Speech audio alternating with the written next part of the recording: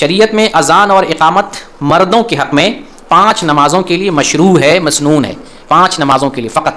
5 نمازوں کے علاوہ دیگر اور کسی نماز کے لیے اذان نہیں ہے. اللہ نے ہمارے لیے 5 وقت کی نمازیں فرض کی ہیں: فجر کی نماز، ظہر کی نماز، عصر کی نماز، مغرب کی نماز، عشاء کی نماز. ان 5 نمازوں کی طرف بلایا جائے گا مردوں کو اذان کے ذریعے.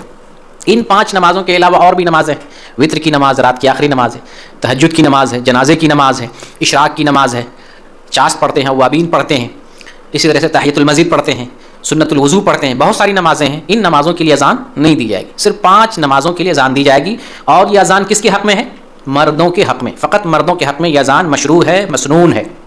بلکہ امام احمد بن حنبل رحمۃ اللہ علیہ، شیخ الاسلام ابن تیمیہ رحمۃ اللہ علیہ، اسی طریقے سے معاصرین میں شیخ ابن باز رحمۃ اللہ علیہ، شیخ ابن عثیمین رحمۃ اللہ علیہ، ان سب کا کہنا ہے کہ اذان اور اقامت کا جو حکم ہے وہ فرض کفایہ کا ہے.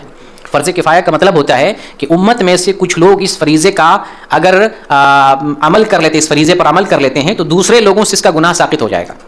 یعنی اگر سب لوگ چھوڑ دیتے اذان دینا، اقامت کہنا، تو سب گناہ گار ہوں گے. کچھ لوگ بھی اگر اسے قائم کر لیتے ہیں تو اس کا گناہ امت سے لوگوں سے ساقط ہو جائے گا. تو اس کا حکم کیا ہے؟ فرض کفایہ. فرض ہے لیکن فرض کفایہ، فرض عین نہیں ہے، تمام لوگوں پر نہیں ہے. فرض کفایہ کچھ لوگوں پر. لیکن پھر بھی اسلام کے شاعر میں سے اذان کے ذریعے اسلام کی اور ہماری پہچان ہوتی ہے، ہماری عبادت کی کا اعلان ہوتا ہے لوگوں کی طرف، اللہ کے دین کی طرف، اللہ کی عبادت کی طرف اذان کے ذریعے بلایا جاتا ہے. اس لیے اس شاعر کا اظہار کرنا، جس پر عمل کرنا چاہیے. اذان دینا چاہیے اور اقامت کہنا چاہیے.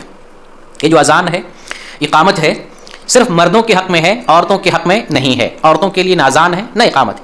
عورتیں جماعت کے ساتھ نماز پڑھیں تب بھی اذان نہیں دینا ہے، اکیلے نماز پڑھیں تب بھی اسے اذان نہیں دینا ہے. اور نہ ہی نماز کے لیے، چاہے جماعت سے نماز پڑھے یا اکیلے نماز پڑھے، عورتیں اگر نماز پڑھ رہی ہیں تو ان کو اپنی نماز کے لیے نہ اذان دینا ہے نہ اقامت کہنا ہے. اس سلسلے میں صحیح اور درست مسئلہ. آدمی اکیلے نماز پڑھے اور وہ پہ ہے، اکیلے ہے، یا نماز چھوٹ گئی تھی، اکیلے نماز پڑھے گا فریضہ، ایسی صورت میں اذان اور اقامت کا کیا مسئلہ ہے؟ تو اگر کوئی منفرد آدمی ہے، اذان نہیں دی گئی ہے، اذان نہیں دیا وہاں پر کسی نے، تو اپنی جگہ پر اکیلا آدمی بھی اذان دے سکتا ہے، دینا چاہیے، اور اقامت کہہ کر کے نماز پڑھنی چاہیے. اور اگر مسجد میں جماعت ہو گئی، اکیلا آدمی اس کا فریضہ چھوٹا ہوا ہے، تو اسے اقامت کہہ کر کے اپنی نماز پڑھنی چاہیے.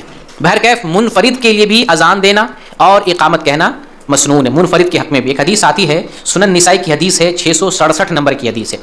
اس میں رسول اللہ صلی اللہ علیہ وسلم فرماتے ہیں کہ تمہارا رب اس بکری کے چرواہے سے بڑا خوش، پہاڑ کی چوٹی پر اذان دیتا ہے اور نماز. عالمین فرماتا ہے دیکھو میرے اس بندے کو، دیکھو یہ اکیلے نماز پڑھ رہا، اذان دے رہا ہے اور نماز پڑھ رہا ہے، دیکھو یہ مجھ سے ڈرتا ہے، میں نے اسے بخش دیا اور میں نے اسے جنت میں داخل کر دیا. یہ سنن نسائی کی حدیث ہے. شیخ البانی نے اس حدیث کو صحیح قرار دیا.